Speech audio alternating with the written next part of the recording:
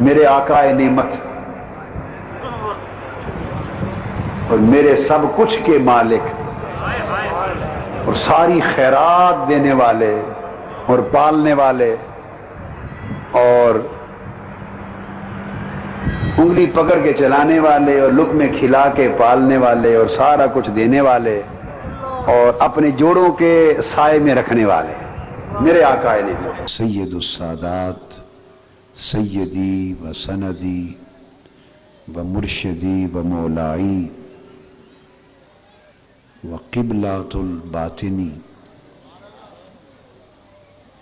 و قرۃ عینائی و راحت قلبی و فرحت روحی و نور سری و سرور باطنی حضور سیدی طاہر علاء الدین الگیلانی البغدادی رضی اللہ تعالی عنہ۔ ہاتھ باندھ کے اندر گئے تو ایک حسن کا پیکر سامنے کھڑا تھا، سراپا حسن و جمال، جس کو آنکھ بھر کے دیکھا نہیں جا سکتا۔ حسن کا بھی شباب تھا، آپ کا شباب اور آپ کی جوانی تو تھی، مگر آپ پر حسن کی بھی جوانی تھی۔ حسن جوبن پر تھا، ایسا لگتا تھا جیسے ایک فرشتہ انسانی پیکر میں بشری پیکر میں زمین پر ہے، مگر یہ ان میں سے تھے کہ فرشتہ نہیں تھے، فرشتے گلیوں میں جن کے دیدار کے لیے 10 بستہ کھڑے ہوتے تھے، ملائکہ جن کی زیارت اور جن کے مصافحہ کے لیے گلیوں میں کھڑے ہوتے ہیں، ان میں سے یہ تھے۔ یہ آل رسول کا سچا سچا پیکر کسی نے دیکھنا ہو تو وہ ایک چلتا پھرتا پیکر تھا۔ کسی نے دیکھ کر آل رسول کا مفہوم سمجھنا ہو، سراپا دیکھ کر، تو یہ سراپا آل رسول سے۔ کسی نے حضور غوث العظم کا پیکر، ان کا دبدبہ، روب، جلال، حسن اور کمال، ایک کیفیت نظارہ کا کہ جو کیف و سرور آپ کو حضور غوث پاک کے ذکر میں آگا، اور 11ویں شریف کی مجلس میں، حضور غوث پاک کے عرس میں، حضور غوث پاک کے ذکر میں، حضور غوث پاک کی نسبت میں، حضور غوث پاک کی منزلت میں کیفیت آتی، ان کے اوپر ایک واجب کی سی کیفیت تاریخ ہو جاتی۔ حضور غوث العظم کے لاڈلے بیٹے بھی تھے، عاشق بھی تھے، اور جو کیفیت سرکار غوث العظم کے ذکر پر ان کی ہوتی وہ بیان سے باہر ہے۔ میں بات کر رہا تھا کہ حضور کی بارگاہ میں، قدوۃ الاولیاء کی بارگاہ میں فیض لینے آئے۔ وہ فیض کیا ہے؟ اگر ان کی سیرت مبارکہ کا پرتو آ جائے اور ان کے اخلاق حسنہ کی جھلک آ جائے تو اس سے بڑا فیض، یہی بات سمجھنے والی ہے کہ فیض اس شے میں مانگو جس نے انہیں بلند کیا اور جس نے ان کو اللہ سے بے مثال بنایا۔ جو وعدہ کرتے ان وعدہ خلافی نہیں،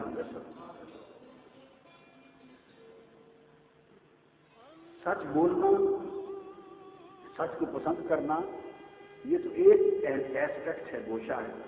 کسی شخص نے آپ کی مجلس میں اگر غلط بیانی کر دی، جھوٹ بول دیا، اس پر پھر اتنا غضبناک ہو کے اس غضب کا تصور کوئی نہیں کر سکتا۔ آپ غصے اور جلال میں آ جاتے، جھوٹ کو برداشت نہیں فرماتے،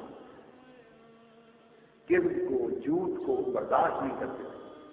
سراپا صداقت ہے، سراپا سچائی ہے، سر سے پاؤں تک قدوۃ الاولیاء سچائی ہی سچائی ہے، صداقت ہی صداقت ہے۔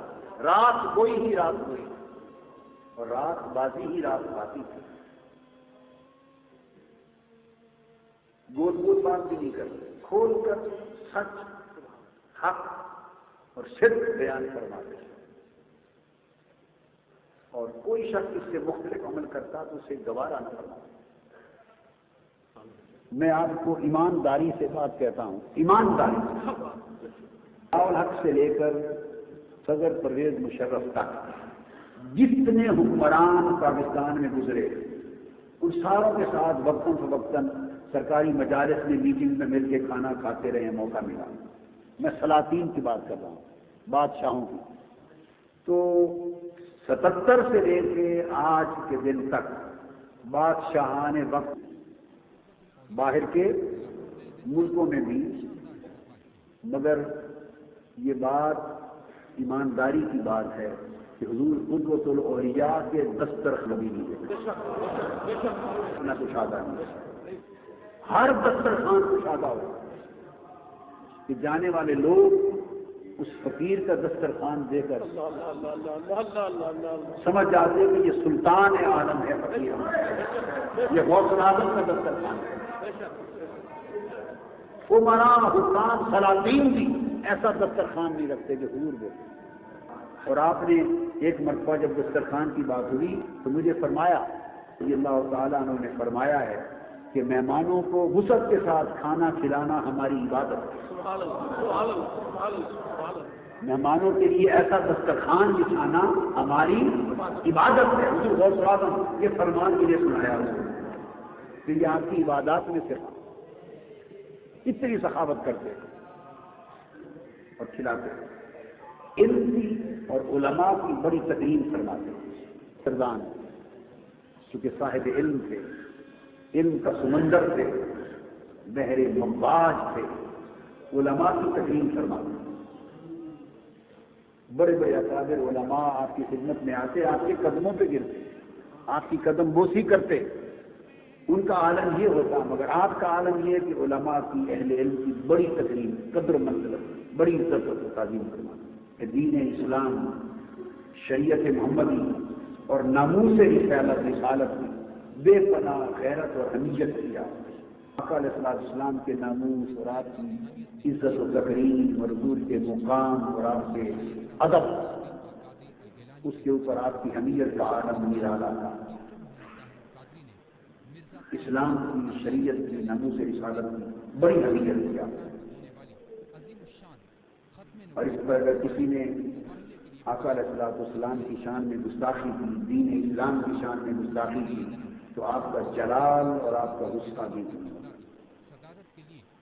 تو غیرت دین، حمیت دین آپ کے اندر موجود ہے کہ اطاعت حق، تقوی، پرہیزگاری، پابندی شریعت، اتباع سنت، قدمی یعنی استقامت، اس کے کوڑے کرام ہے۔ آپ کی پوری زندگی سنت رسول کی مطابقت میں صلی اللہ علیہ وسلم، آپ کی پوری حیات کا نمونہ بھی، آپ کی پوری سیرت طیبہ حق اور تقوی پر استقامت کے آئینہ دار۔ آپ تقوی کا اتنا عظیم پیکر تھے، پرہیزگاری کا اتنا عظیم پیکر تھے۔ جیسے آپ نے دیکھا کہ آپ کا لباس ہمیشہ صاف سفید ستھرا اجلا ہوتا، ویسے آپ کا باطن صاف سفید اجلا ستھرا۔ یہ فرمانے لگے جب مجلس میں اکیلے طاہر کہ ہمارا لباس سفید ہے، ہوتا ہے، رنگین ہوتا ہے، گہرے رنگ والا، سیاہ، نیلے، رنگین، کالے لباس پر اگر سیاہی کی پوری دوات بھی گر جائے تو دھبا نظر نہیں آتا، دھبا نظر نہیں آتا۔ سفید لباس پر اگر چھوٹا سا چھینٹا بھی پڑ جائے تو دور سے دکھائی دیتا ہے۔ اس لیے ہمیں بہت گھوم گھوم کر تقویٰ کا بڑا خیال رکھنا ہوگا کہ ایک چھوٹا سا چھینٹا بھی نظر آتا ہے۔ بہت سے لوگوں کے لباس ایسے ہیں کہ پوری دوات بھی گر جائے تو وہ دھبے نظر نہیں آتے۔ تو تقویٰ کا اتنا خیال، پرہیزگاری کا اتنا خیال، طہارت کا اتنا خیال، اتباع سنت اور پابندی شریعت کا اتنا خیال، وہ خوش اخلاقی اور حقوق العباد کی ادائیگی۔ آپ کا چہرہ مبارک کشادہ تھا، مسکراتے تھے، اکثر مسکراہٹ اور جمال آپ کے چہرے پہ رہتا، اور اکثر کشادگی چہرے مبارک، ان کا ماتھا بھی کشادہ تھا، ان کا چہرہ بھی کشادہ تھا، ان کا اخلاق بھی کشادہ تھا، ان کی شفقت بھی کشادہ تھا، ان میں اخلاق میں فراخی تھی۔ اور جب وہ مرید سے بات کرتے تو یوں لگتا جیسے ماں کی ممتا بول رہی ہے اور شفقت خضری بول رہی ہے۔ کسی سے بات کرتے تو عزت نفس اس کی مجروح نہ ہونے دیتے، اخلاق کے ساتھ آپ کہہ کر بات کرتے، کسی کو تو اور تم زندگی میں کبھی نہیں۔ اور سوائے حق کی بات پر غضبناک ہونے کے کسی کو جھڑکتے نہ تھے، حق کی بات پر غضبناک ہونے کے سوا، الا یہ کہ جو میں نے پہلے عرض کیا، کسی نے حق کے خلاف بات کہی یا تنبیہ کی، جھوٹ بولا، ظلم کیا، کفر کیا، ظلم کیا، زیادتی کی، خیانت کی، بددیانت کی، اس پر غضبناک ہو، ورنہ کسی کے لیے غضبناک نہیں، سراپا رحمت تھے، سراپا شفقت تھے، سراپا رفق اور نرمی تھے، اور ہر ایک کو اخلاق کے ساتھ ملتے، اخلاق کے ساتھ بولا۔ جس کسی کلام مصافحہ کرتے، ہاتھ ملاتے تو اس کی طرف متوجہ ہوتے۔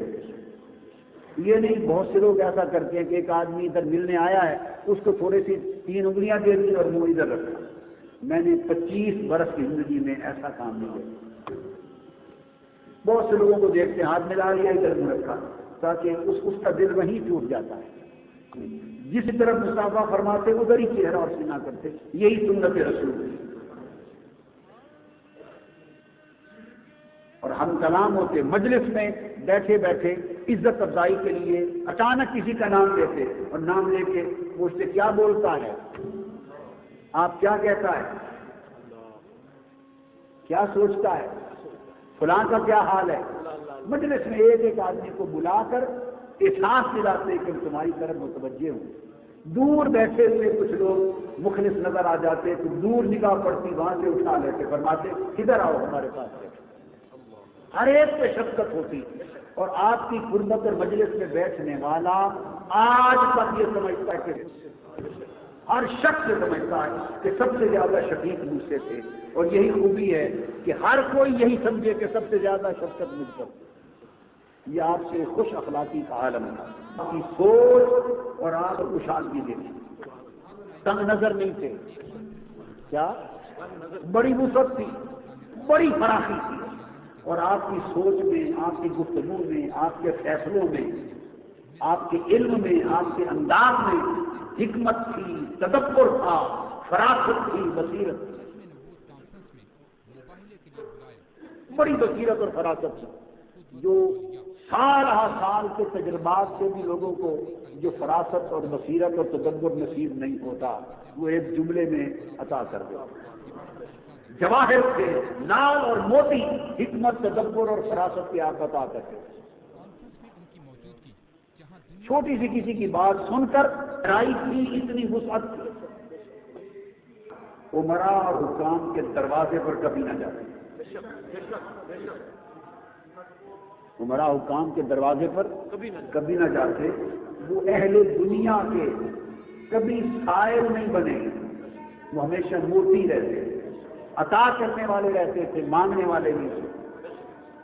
کسی اہل دنیا کے دروازے پر، عمرا حکام کے دروازے پر نہیں گئے۔ اور میرا ایمان ہے، میں نے دیکھا ہے، آپ کو بتا رہا ہوں، یقین کر لو، وہ صاحب تکوین تھے، مقام تکوین تھے۔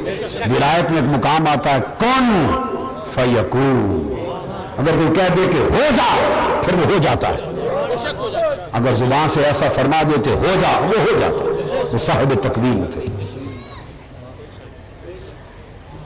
وہ کیا تھے ایک ناکارہ مرید بتائے گا، وہ کیا بتائے گا۔ تو اس لیے میں نے بات ختم کر دی ہے کہہ کر کہ حضور غوث پاک کے مسئلے اعلیٰ تھے، حضور غوث پاک کی شان تھے ان کے طریقت میں۔ اللہ تبارک و تعالی ان کے دامن سے وابستگی، ان کے در کی نوکری، حضور کو جزر اولیاء کی چاکری اور ان کی خیرات پہ پلتے رہنے کی توفیق عطا کرے، اور انہیں ہم سے خوش رکھے، حضور کو خوش رکھے، اور ان کے صدقے غوث پاک خوش رہیں، اور ان کے صدقے اللہ کے حبیب کبریاء خوش رہیں، ان کے صدقے خدا خوش رہے۔